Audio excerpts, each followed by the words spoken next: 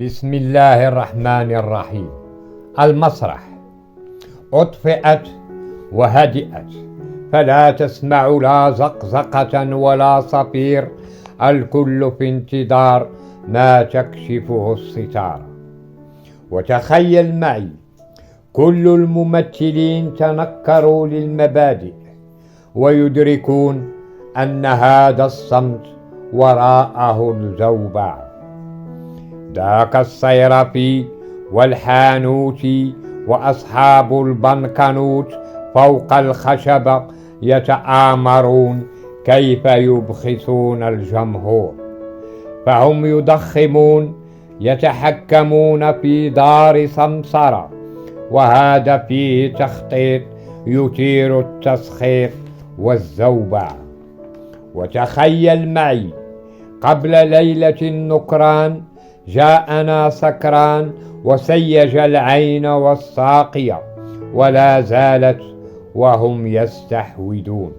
وقبل كانت العين جارية وادية وتحمل جرة الماء وتغني شادية في الحقول الزاهية، تلكم الغجرية غانية.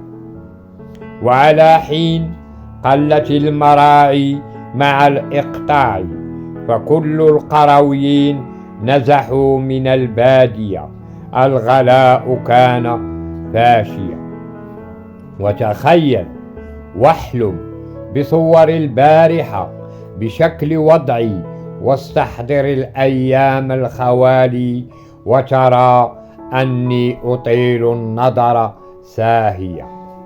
حين بدت حوراء تحمل قلة الماء أخراصها خزفية، وتنشد في ذاك ويردد الخلخال بأجراصه الفضية نفس الموال. في تلك القرية النائية زهرة برية شداها، وشدو الهوى دائما شاكية، وكذا لوعة الكائنات في المغانية.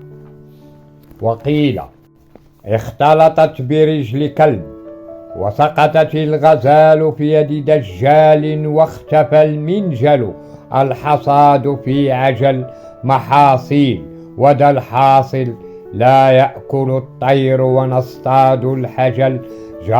حارت العقول واختلط الغزل بالدجل، هذه الحقول حصيدة، ووفرة السنابل في القصيدة أغلى، وشطف العيش قاتل، والكل داني في المتناول بأغلى الأثمان، ولا زلت أحاول. هم الرواد في البرلمان ونحن المصوتون، هم النوام في المجالس ل5 أعوام، ونحن لا نصيح، سنبقى نعاني في شنآن من هذه الأثمان، فمن يتعالى لا يراني.